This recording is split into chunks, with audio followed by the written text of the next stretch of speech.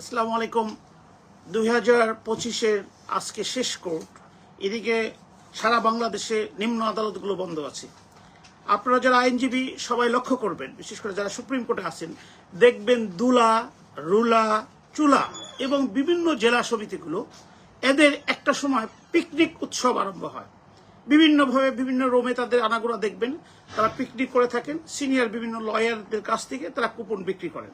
অত্যন্ত দুঃখজনকভাবে জানাই, একটি মুক্তিযুদ্ধের মাধ্যমে অর্জিত এই বাংলাদেশ মুক্তিযুদ্ধের মাধ্যমে এখানে এদের কোনো স্বাধীনতা, মুক্তিযুদ্ধ, শহীদ দিবস কখনোই কোনো পার্টিসিপেশন করতে দেখি না, কোনো অনুষ্ঠান করতে দেখি না। তার চেয়েও বেশি দুঃখজনক, যেহেতু এই দুলা, রুলা, চুলা এবং বিভিন্ন জেলা সমিতি, মানে আইনজীবীদের কেন্দ্র করে যেসব জেলা সমিতি, অ্যাট লিস্ট তারা যদি আইনজীবীদের পক্ষে কথা বলতেন, বারের পক্ষে কথা বলতেন, পেশার জন্য কথা বলতেন, পেশাগত দায়িত্বশীলতা নিতেন, কিভাবে পেশাকে আরো আধুনিকায়ন করা যায়, তাহলে আজকের অনেক ইয়াং লয়ার এই যে সুপ্রিম কোর্ট শেষে খালি হাতে মন খারাপ করে বাড়ি ফিরছেন, সেটা ফেরা হতো না।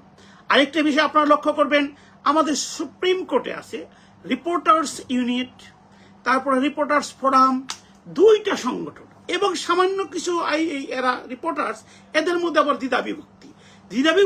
একটা আমাদের সুপ্রিম কোর্ট বারে তাদের একটা অফিস আছে সেইখানে, আরেকটা ইদানিং দেখলাম এলেক্স ভবনের সাথে তাদের একটা অফিস আছে। এবং কি লক্ষ্য করা যায়, এখানকার অনেক সাংবাদিকবৃন্দ আমাদের তাদের সাথে, বিচারপতিদের সাথে অত্যন্ত আন্তরিক সম্পর্ক, এবং তারা সোশ্যাল মিডিয়ায় সেই সব ছবিগুলো প্রচার করে থাকেন। কিন্তু তারা কখনোই প্র্যাকটিস, প্রফেশন, লয়ারদের কষ্ট, দুঃখ এগুলি নিয়ে কথা বলেন না, বরং মাঝে মধ্যে হাস্যকর কথা বলেন। এখন প্রশ্ন হচ্ছে, আমার সুপ্রিম কোর্ট বারের যে রোপটা তাদের জন্য দেওয়া হয়েছে, সে রোপটার বিনিময় হলো গতকালকে আমরা আইনজীবীরা স্বতঃস্ফূর্তভাবে সমবেত কণ্ঠে জাতীয় সঙ্গীতের মতো একটি অনুষ্ঠান করেছি, যেটা বাংলাদেশের প্রায় লোকই আমাদের প্রশংসা করছেন। মুক্তিযুদ্ধের পক্ষের লোকেরা, যারা মুক্তিযুদ্ধ, স্বাধীনতা, বাংলাদেশ, দলমত নির্বিশেষে, আমাদের বাড়ির সভাপতি সাহেব ওখানে যে বক্তব্য রেখেছেন।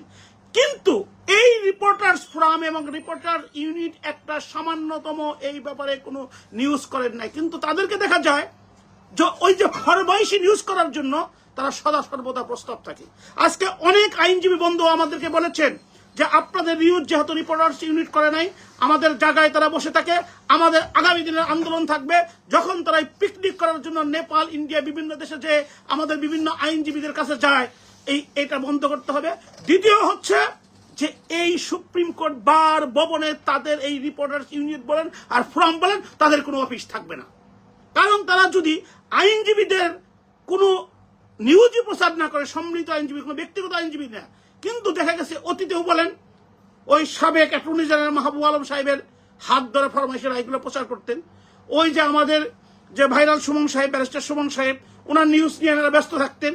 এইরকম যে এই যে পাইরবি নিউজ তারা করেন এবং ফরমাইশি নিউজ তারা করেন, এবং বিভিন্ন বিচারপতিদের, জজদের যে ছবি তারা সোশ্যাল মিডিয়াতে, বিচার বিভাগ আরো আপনার মানুষের কাছে গ্রহণযোগ্যতা হারায়। সর্বশেষ একটি কথা বলবো, এই দেশ আপনার, এই কোর্ট কাছারি আপনার যদি সুপ্রিম কোর্ট যদি বিচারাঙ্গন টিকে না থাকে, এই দেশের কোনো গণতন্ত্র কাজে লাগবে না। সকলেই ভালো থাকবেন, দেখা হবে আপনাদের সাথে আরেকবার। আসসালামু আলাইকুম।